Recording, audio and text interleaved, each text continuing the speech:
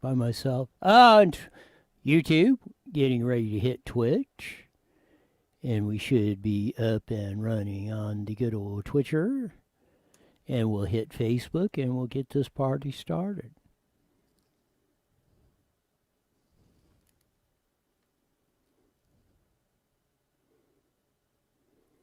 Here in a sec. As we're firing things up. It's Wednesday, and obviously I'm doing things here, engineering on that. Hopefully we'll have Eddie George. I gave him a call in. He's usually on Wednesday, but hasn't responded yet. So we shall see. So we get ready to do this. Change that.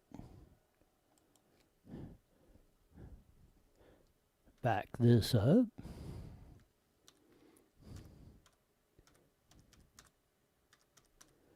And then we'll hit this and we should be up on Facebook.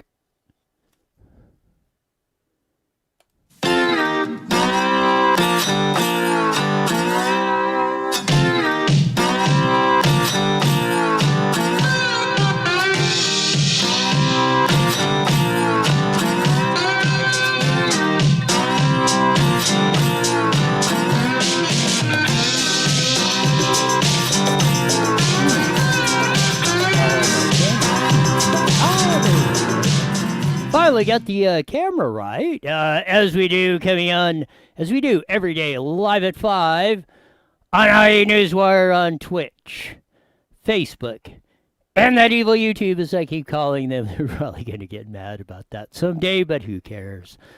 We don't care too much about the evil empires of what goes on all across the board. Big show today. We hope Eddie George will be in. We put a call into him, but he's not answering, so if anybody knows where Eddie George is at, let him know to call in, and we'll do our usual Wednesday segment with Eddie. Coming across, not too much, of course, it's a very slow news day going across the board, as we usually do on that. And one of the ones that was this, and listen carefully, suspected migrant smuggler arrested in deadly Holtville crash. Now, it's not the driver of the car, as we go to that. This is in the San Diego Tribune, showing you the accident where the 25 people plus the driver made 26, I think, were stuffed in a Ford Expedition. You see the bottom dump tractor trailer that hit them and killed 13 of them, I believe, yes. A Mexicali man accused of organizing smuggling attempt which ended in 13 deaths by Christina Davis. A man suspected of organizing the cross-border breach that ended in the mass casual crash near Holtville earlier this month has been arrested on human smuggling charges. The Monday night arrest of Jose Cruz Noguez, a 47-year-old Mexicali resident, is the first link to the March 2nd crash that killed the Mexicali and Guatemalan immigrants and injured 12 others. Suspected driver of the overloaded Ford Expedition was among those killed. Obviously, it isn't. This is what is interesting. And maybe we need to get somebody from the Border Patrol to do this. Cruz, a legal permanent resident, U.S. resident, was arrested as he crossed in the U.S. from Mexico. At the Mexicali border, he pleaded not guilty to El Centro and human smuggling and related charges. Now, he's a resident of Mexicali, but he's a permanent U.S. legal representative, resident, I should say, excuse me, of the United States. How does this work?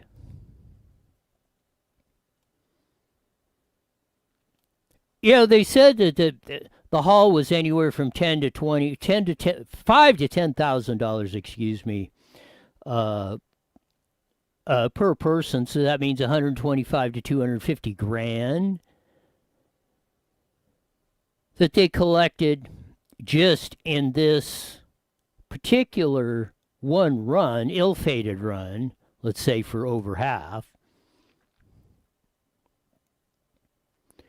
And we look at this stuff, but again, and it's good that they got this Cruz guy who supposedly was organizing all this stuff or probably collecting the money and what have you. But how is he a resident of Mexicali and a permanent legal U.S. resident? Somebody should have some splaining to do on this one. Now, it's great that they caught this guy.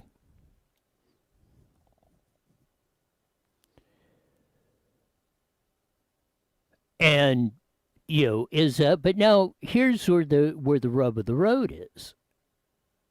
Let's say he's convicted of human trafficking, smuggling, manslaughter, murder, whatever the charges may be.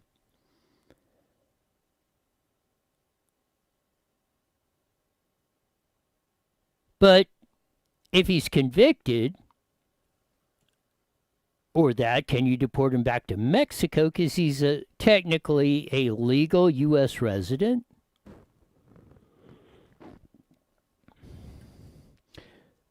What's he on, a green card?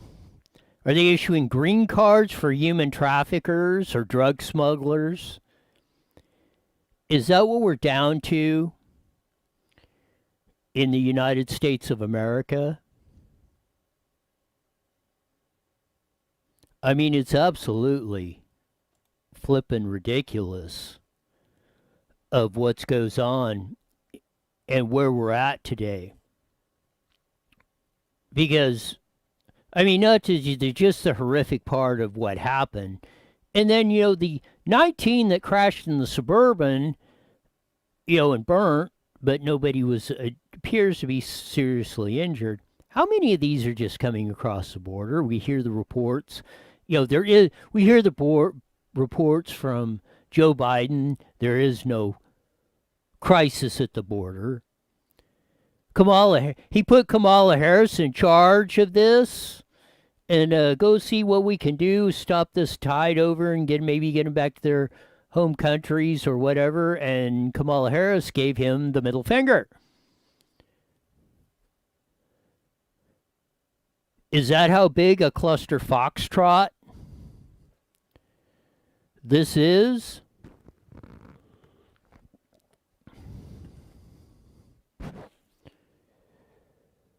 Look, we got the surge on the border. We had it in 2019.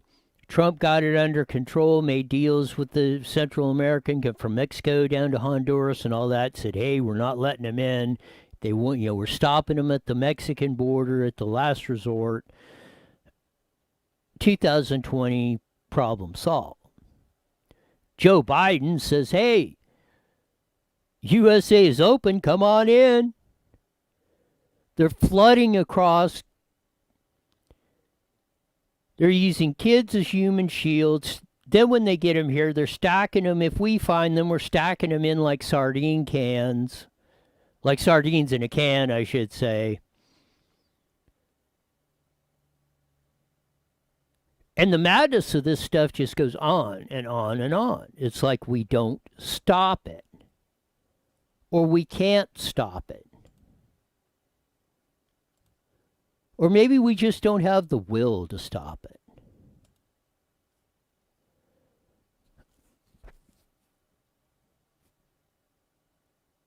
It's going to be interesting to see how this case unfolds. Because what latest polling out is 57% of Americans are pretty pissed off about this whole border crisis thing. And if Biden doesn't get this under control quickly and get his vice president in line, I don't know why he didn't fire her immediately.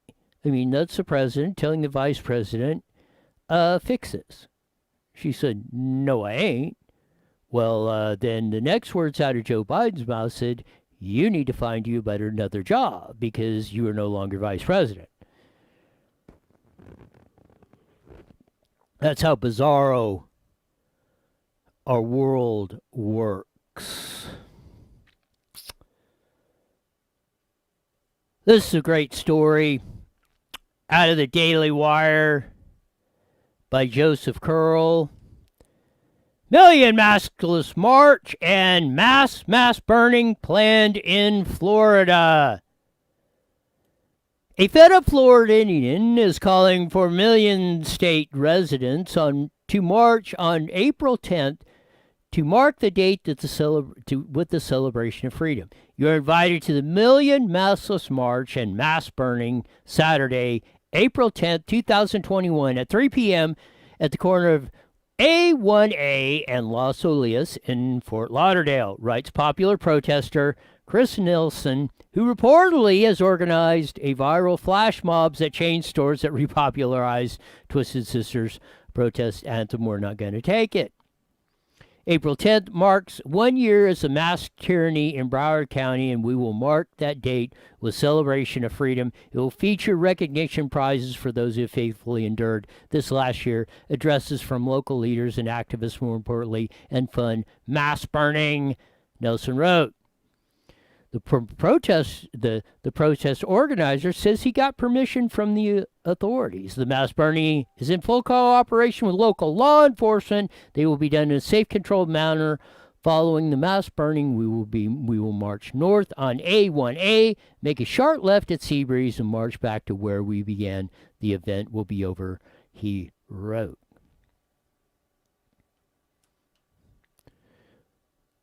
So,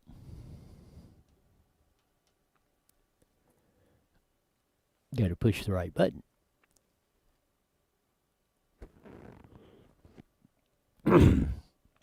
Broward County is a typical liberal enclave in Florida. Mind you, Governor Ron DeSantis has said eliminated masks across the state. Broward County, again, is kind of like in the West Coast, let's compare it to San Francisco. You got some real sweethearts up there, let's put it kindly. So you've had the ninnies running around masks and social distancing, and no, you're going to kill everybody, and yada, yada, yada.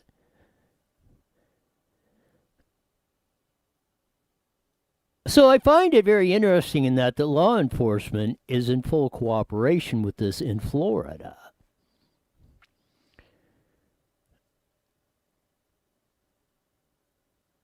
I wonder in Riverside County if we can get full cooperation for a mask burning here in Riverside County. Sheriff Chad, are you listening? Maybe we should start a vast and wide mass burning party in Riverside County in conjunction with our brethren in Fort Lauderdale, Florida, which are going to torch masks here in about 10 or 11 days, which I think is absolutely fabulous. There can be no better symbolism, because it's not a protest. It's a symbolism of the way things should be, and if you really want to get over this pandemic, as they call it, or COVID, or virus, and see it go by the wayside, you got to look it in the eye and say it's either going to be you or me, because that's about the only thing you got. Either your immune system is going to fight it off, or it isn't. That's the bottom line. They can give you stuff to help it, and da-da-da-da-da, and vaccines, and da-da-da-da-da, we shall see the effectiveness of either one, or not. But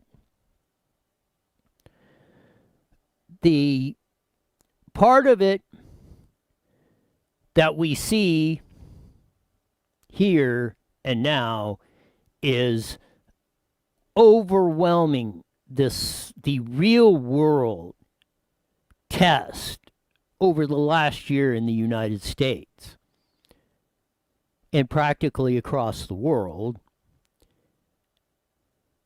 is the social distancing masks, and anywhere, whether you've done it, not done it, anywhere in between, has not made a lick of difference in the reaction to COVID. And you could even make in some epidemiologists, science have made the argument that it is actually the masks and the coverings and the social distancing and the closing of schools and on and on and on have actually made it worse.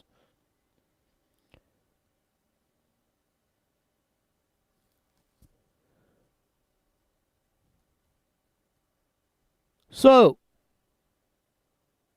as we move forward on this stuff,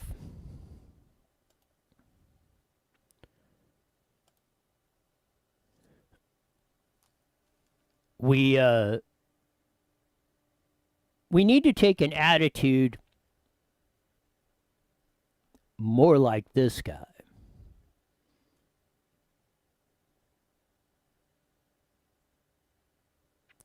Thank heaven for small things. This is Alaska's governor, and this is his message to slow Joe Biden. Alaska governor tells Biden to keep your mask mandate. We will let citizens live their lives. CNS New Craig Bannister writes, no thanks, Alaska governor responded to President Joe Biden after the commander-in-chief called on every governor in the U.S. to either institute or maintain the coronavirus mask mandate.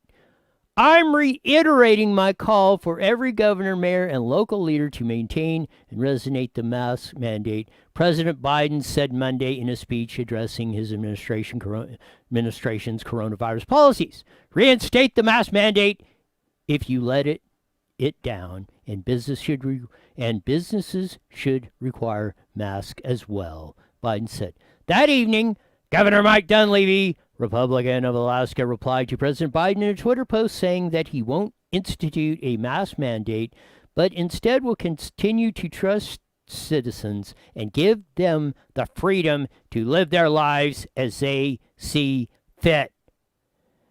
No thanks at President of the United States. You can keep your mask mandate. We'll keep doing it in the hashtag Alaska way. Trust the people and let them live their lives.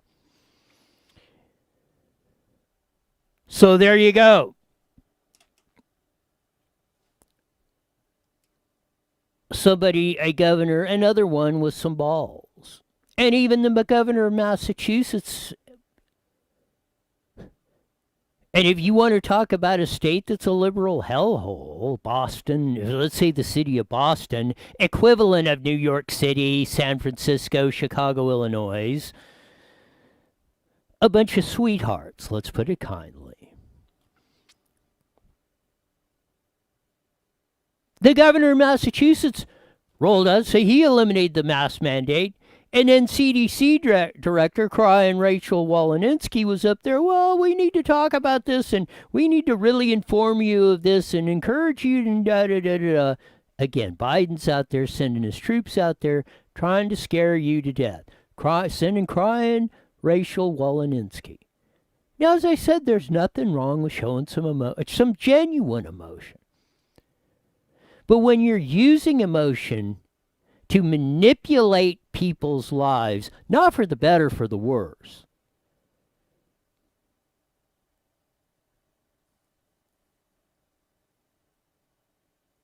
can you find out, can you think of anything that's any more pure evil?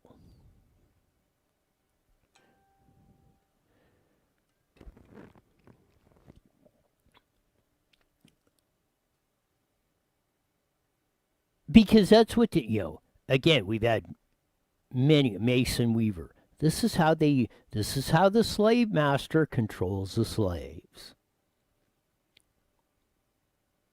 put fear into you.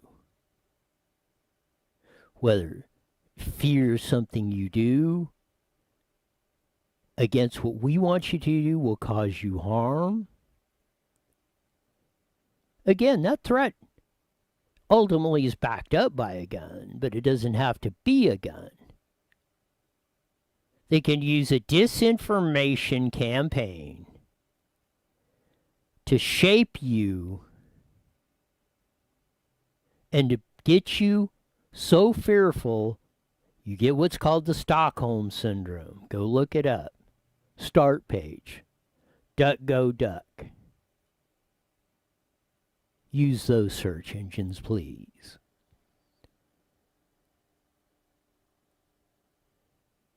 It's where, it goes back to the war. You become to love your captor because you think it's the only way you can survive. And that's what the emotional tugging of the heartstrings and all that, and the fear and the whole taxes and yada, yada, yada, and we'll take care of you. It takes a village. You heard that on, good old Kamala, the hi-ho. Yeah, yesterday when we ran the clips on that. And she's saying, she's again tugging at the emotional heartstrings, all the community, and that's how he was raised, and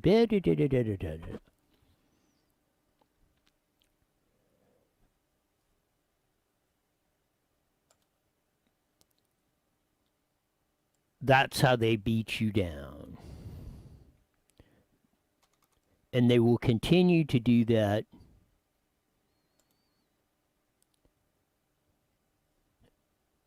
until they have you under their control, and where you will come to think that the only way I can survive is to give up and come to love my captor.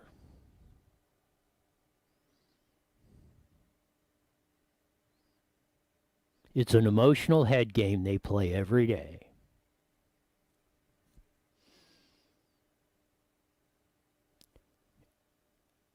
And if you don't stand up to it,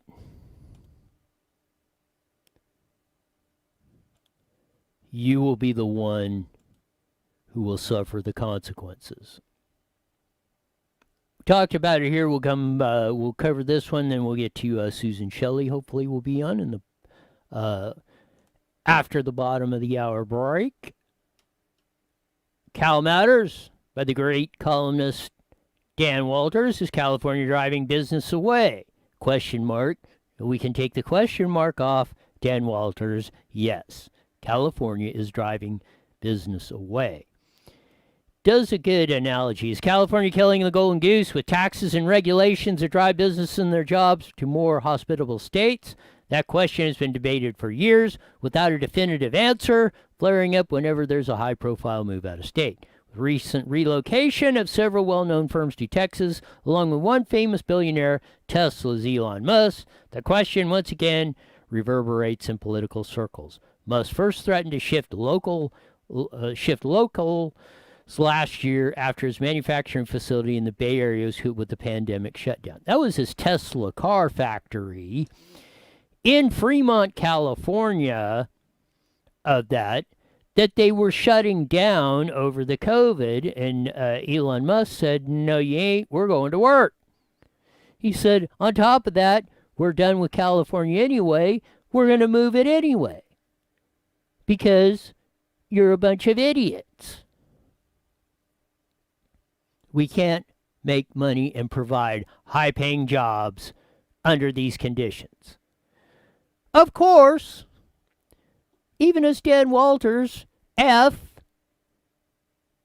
star, CK, Elon Musk, Assemblywoman Lorena Gonzalez tweeted in a response. That's your California representatives we elected.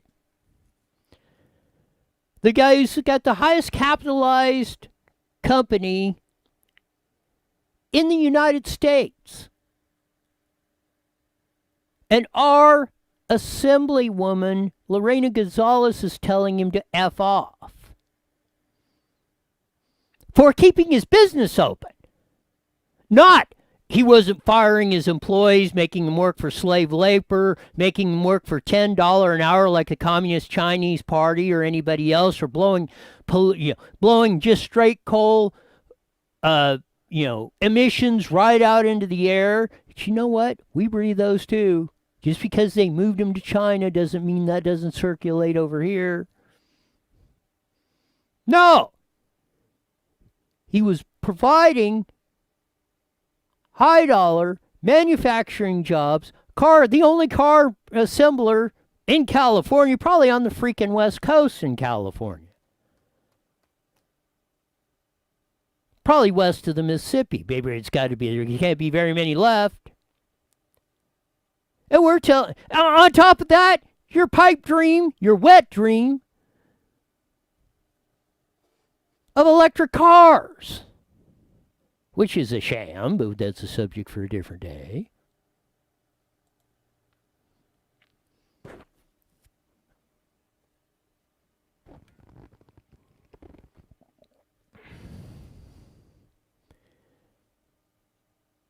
It's absolutely incredible. You wouldn't believe it if we did it. I mean, he went on to explain the article. Roundtable jobs, business people all over the state are saying either we're done, we're moving out of state, we're folding up shop because of the high taxes and regulations in California. And I said, don't let the cancer of California spread across the nation. Guess what Joe Biden just unveiled today? We'll get into it with Susan Shelley. Goes back to the old saying from Edwin Burke.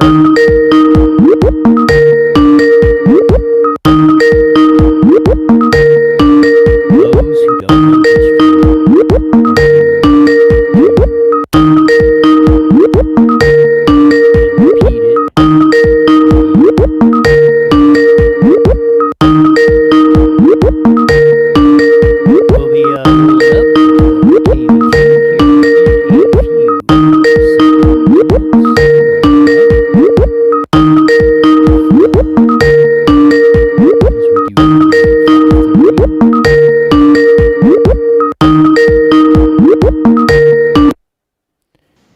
So we'll get ready to go on that. 40 seconds. And we will still see that. There's Jesse on with the 40 seconds. You're hearing him. He's doing KMET while I'm doing everything over here. Like that. So far, everything's went fairly smooth. And I've been here all by my lonesome. No guests, no nothing. Wow. We'll see how the next half hour goes. That we should have Susan Shelley on after that, after we join KMET. Coming back. And we'll rock. .com and download your free phone app today. IE Newswire Daily is on the air. The following is a paid program. Views and claims expressed are those of the program producer and are not endorsed by this station. Opinions expressed are not necessarily those of radio station KMET, its management, employees, or affiliates.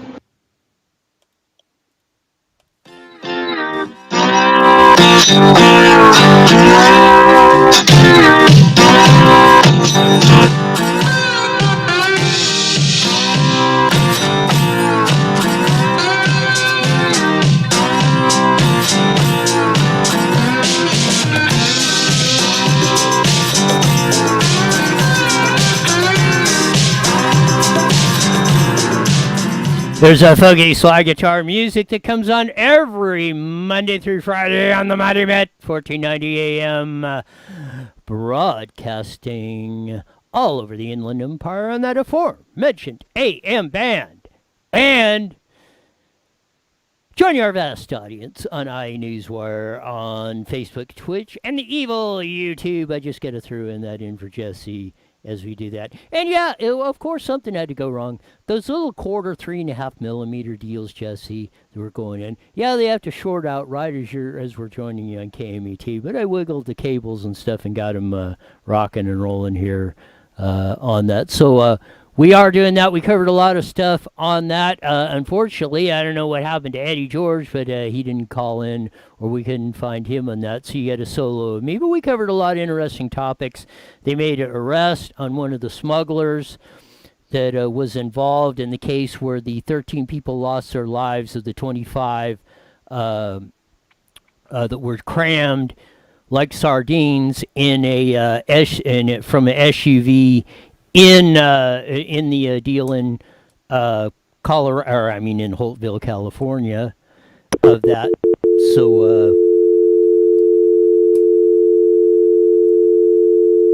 we're doing that.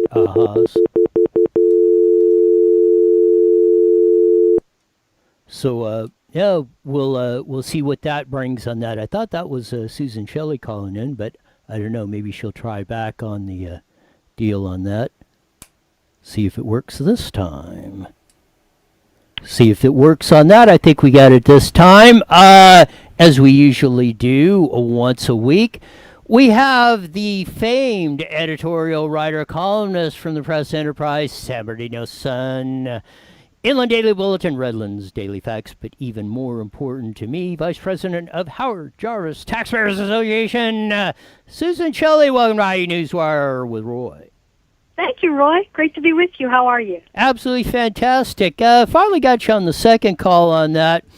But we started the first half hour and we ended it talking about California. Dan Walters wrote a great column in Cal Matters about how businesses are leaving, starting with Elon Musk and a task force that got in. And the bottom line was, and we've reiterated it 9,437 times. Bottom line. Taxes are so high in California and regulation is so demanding, either practically, unless you absolutely have to be here, like selling a hamburger or something, if you're manufacturing something, you're either moved out of California or you're looking to get out or you're folding up shop. Absolutely. Well, even selling hamburgers. I once heard from a McDonald's franchisee that when he was at their national convention of franchise owners, the people who wanted to sell their franchises in California had no buyers because operating in California with all of the regulations, the high energy costs, all of the rest of it, the high taxes, the high payroll costs, the high liability, people just didn't want to. I mean, the profit margins are very thin in a business like that, and it didn't pencil for people. So you could sell it if you had a franchise in Arkansas or Texas or Carolina or South Dakota or North Dakota. Those were very saleable properties, but California, not so much. Those were like McDonald's franchises were like, I mean, that was like sometimes better than having gold nuggets. Mm-hmm.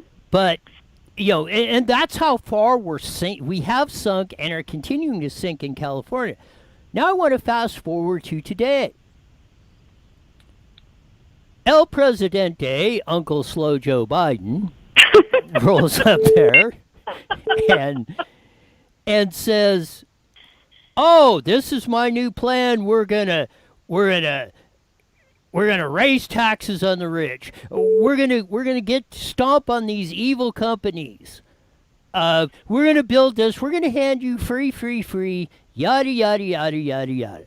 Sounds almost exactly like the failed California plan going. So, as I said, those who don't know history are doomed to repeat it, although Slow Joe El Presidente knows this. So what is the end game in this, Susan Shelley?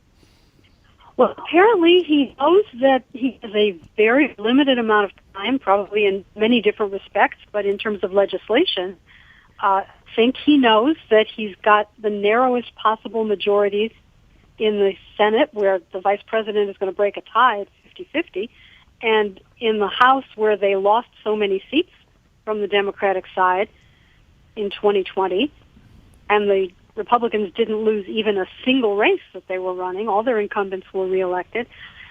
I think Biden knows that he's got a very limited amount of time to get legislation passed, and even at that, he's going to have to rely on these twisted parliamentary maneuvers to get them passed in the Senate without 60 votes. So they did this with the COVID bill. They shoved it through with no Republican votes, $1.9 trillion of all kinds of unrelated stuff. And now they're going to try to do that with this so-called infrastructure bill, which has trillions of dollars and lots of unrelated stuff. And he's going to try to shove that through and be this giant historical figure and run for re-election on that. But I'm not so sure that that's going to fly. You know, these infrastructure bills are difficult to negotiate because everybody in every state wants theirs.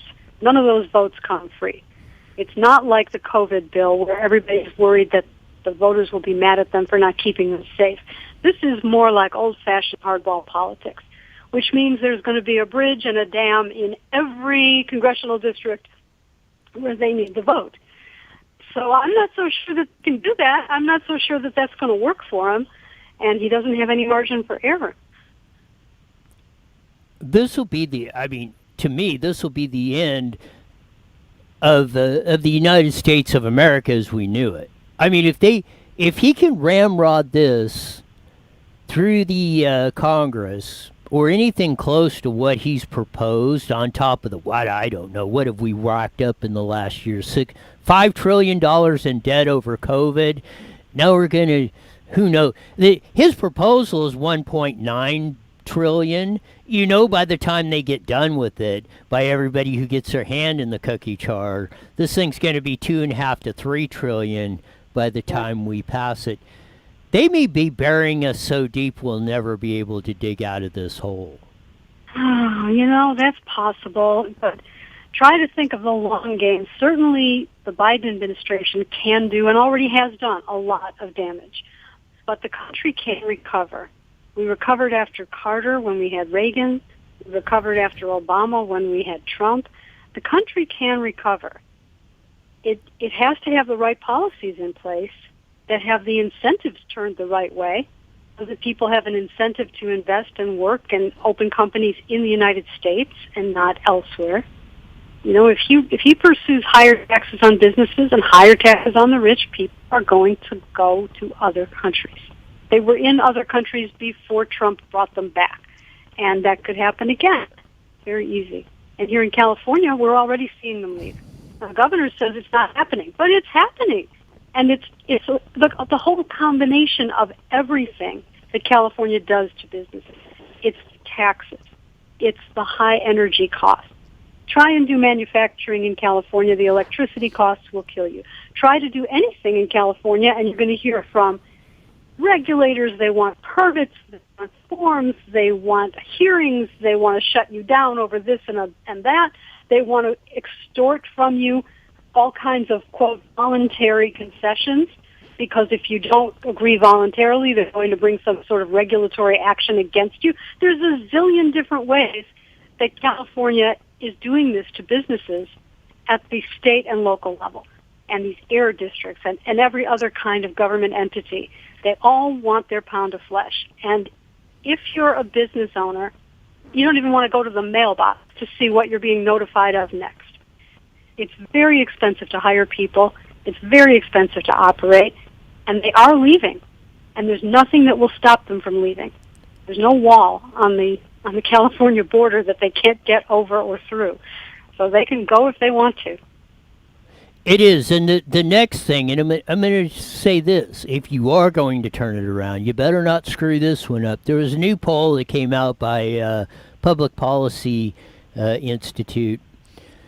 40% will vote today, per their poll, will vote for the recall. I think 56% no, they're not going to vote for it. And they go to, basically it was Democrats versus Republicans and all that, da-da-da-da-da. And almost, we're pretty darn sure at about a 98.7% clip this thing is going to, this recall of Gavin Newsom's going to qualify for the ballot. And as the old saying goes, you go after the king, you better take him out. if we don't take out Gavin Newsom, and this I said this should be nationalized. This should be the first salvo, because if we don't take out Gavin Newsom, Joe Biden, Nancy Pelosi, Kamala Harris, and working with Gavin Newsom and Andrew Cuomo and the whole crew over there are going to shove this new package through with the tax increases and the new regulations and stuff. And again, at that point, it ain't looking good. Well, interestingly, the recall is such a Wild West scenario. There's no way to know how many candidates there will be or who will run or how the vote is going to divide up. There's no way to restrict the number of people who get in from either party or as independents, and it's just going to be wild. And the calendar is such that as soon as the recall happens, whether the governor is recalled or not, in December, a month later, maybe just weeks later, the filing period opens for candidates to start collecting signatures to get on the ballot for governor in 2022. So this is one continuous campaign from now until November of 2022. And whether the governor is recalled or isn't, the Democrats are going to I think we lost Susan. Oh, there you are. There you're back. We'll see, but it's going to be a long campaign all the way to 22. So in some ways, the Newsom administration is really over in terms of accomplishing anything, because he's going to be just tangled up in politics. Even if he's successful in fighting off the recall, and by the way, I don't think he will be, but even if he's successful in fighting it off, he's right on the chopping block for 22 the day after the recall votes are counted. Of that, and two, I would say that normally in most, whether they serve 2 terms or whatever, especially governors, presidents, usually whatever they accomplish, they do in the first 2 years, and they spend the next 2 to 6 years tearing it all apart. That's it is. I mean, it's pretty well documented. Backtracking on all the stuff you got. So I mean, in one respect, basically, Newsom has done most of the damage he could do. Potentially, but this could be a unique situation, and that really does, because if we don't recall him and then start returning our legislature in California along with our local levels to some sort of sanity, we'll all be in big trouble. But I want to get to your column, which kind of dovetails into that. If this is another thing we don't fix, the Political Reform Act stifles political participation. Susan Shelley. Yeah, this is something that a lot of people don't know about because they only see the effect of it. They don't see the cause. And what we have in California is an enormously complicated campaign finance law scheme, which allows people to essentially be prosecuted or sued for virtually anything. And it becomes very selective. And that's when the government's doing it. When the Fair Political Practices Commission goes after people, they are very politicized. They are very selective. They go after conservatives and Republicans and outsider Democrats, and they protect everybody who's a powerful incumbent or someone who's connected to a powerful incumbent. It's quite obvious when you go through their records and see their agendas that they're going very light on the people who are in power, and they're coming down like a ton of bricks on ordinary citizen groups that are circulating flyers that maybe don't have the right disclaimer on it. Well, what the column was about on Sunday was another aspect of this, which is that private attorneys can sue somebody for violating this very complicated campaign finance law, similar to a private attorney suing a business over an ADA violation or a Prop 65 cancer warning sign that's not in the right place. Private attorneys can sue people for campaign finance law, what they think are violations. Now, in this case, the people who were sued didn't do anything illegal. They didn't do anything illegal. But it's been 3 or 4 years and racked up $1 million, nearly $1 million in legal fees to defend themselves. Now they won. The people who were sued won in the Superior Court. They just won in the appeals court, and they got an order that the people that they beat have to pay their legal bills. But here's the catch: the suit that was brought against them, they were trying to block a developer from putting up a huge mall on the waterfront. That was what the original issue was. And then the developer was angry that they were beaten because the the activists got something passed on the ballot, an initiative that blocked the development.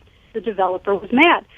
After the vote that blocked the development, all of a sudden there's a lawsuit brought by supposedly two ordinary citizens who live in Redondo Beach where this was going on.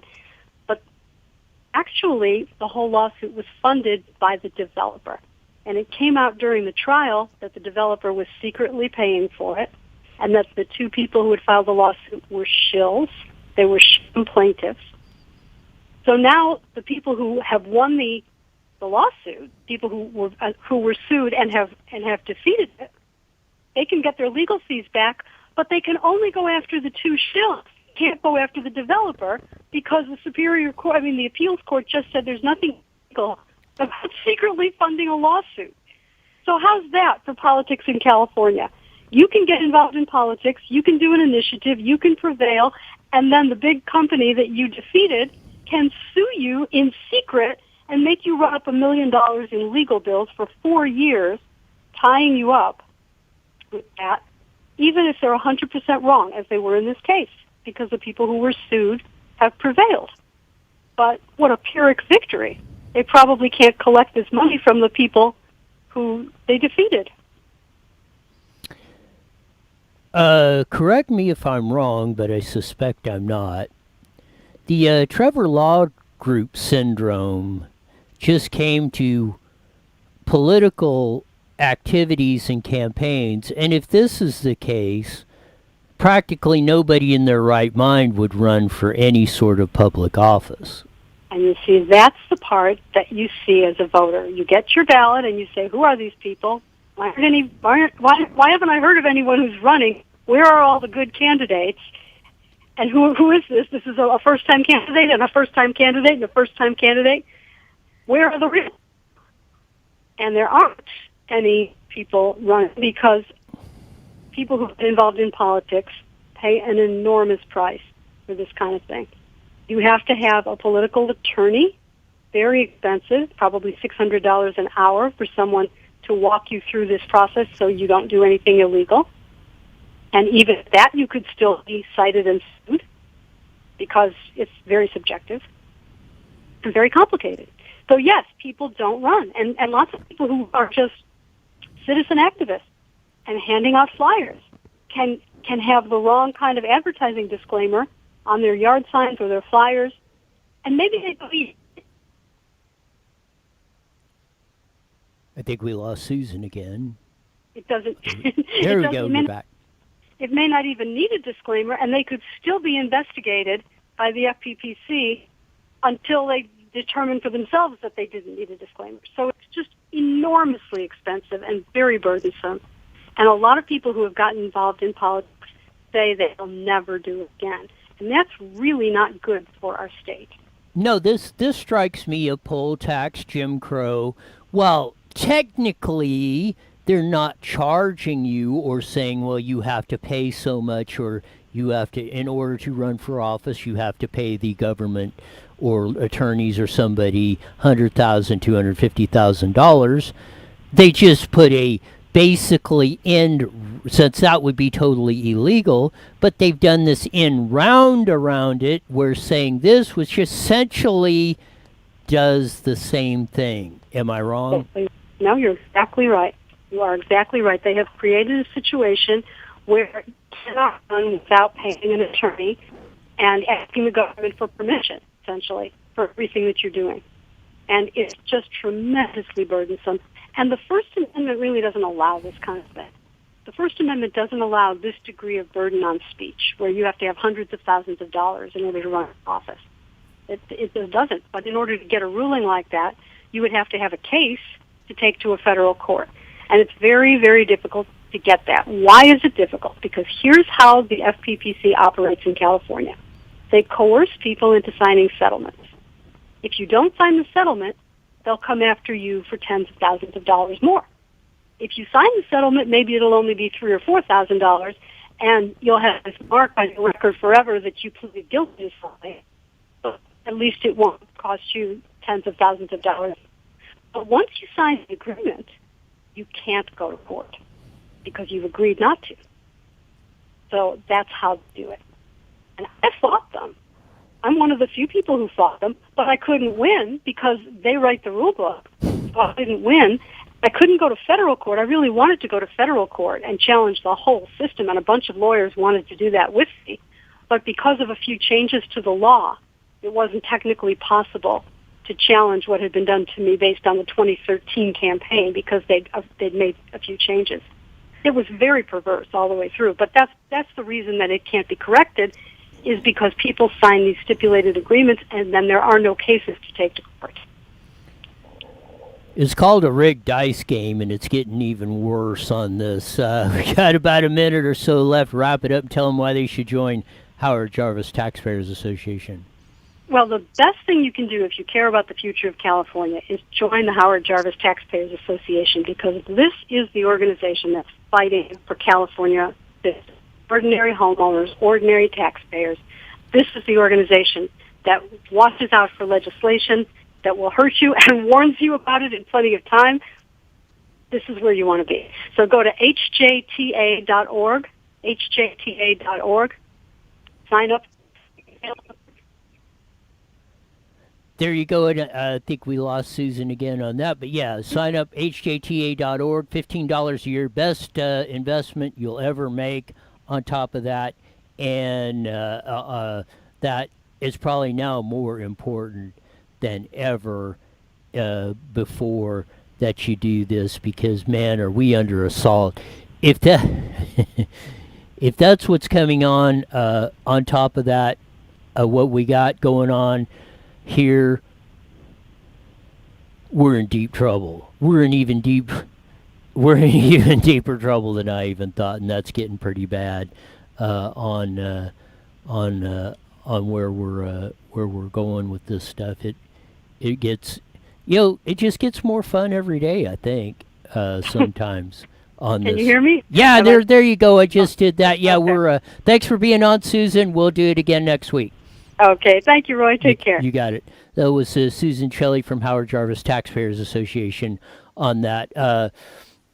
Yeah, we're definitely in a bad way here. This and again, like I said, you'd have to, on top of this, you'd have to be totally nuts to run for any sort of public office if they're going to say private attorneys can sue you for any time. I mean, look at the ADA case. Started with the Trevor Law Group that went into here's just a short example. Let's say ADA, American Disabilities Act, says the handicap bathroom, the door has to be 4 foot and 10 inches. Let's say the door to the bathroom has to be that. Let's say your door is 4'9" and 7/8 of an inch. They'd file a frivolous lawsuit on you saying you violated the law, da da da da. And even if you weren't, they would come up with some crazy stuff on this stuff. But they would pick out obscure stuff, sue, and then force you into court, like Susan Shelley's talking about, and then, in most cases, they buckled under and made people settle or that because the cost of going to court was more than, they say, well, you give us $10, $20, $30, $40, $50,000, we'll settle the case, walk away from it. They filed a few hours of paperwork, done that, walked away with $10, $20, $30, $40, $50, $100,000 for, maybe 10 hours of work and a fee, maybe $1,000 in court fees. And eventually that was done away with, but it looks like it's coming back in our elections. And if we do this to ourselves, man, it's almost unreal of what we're facing today.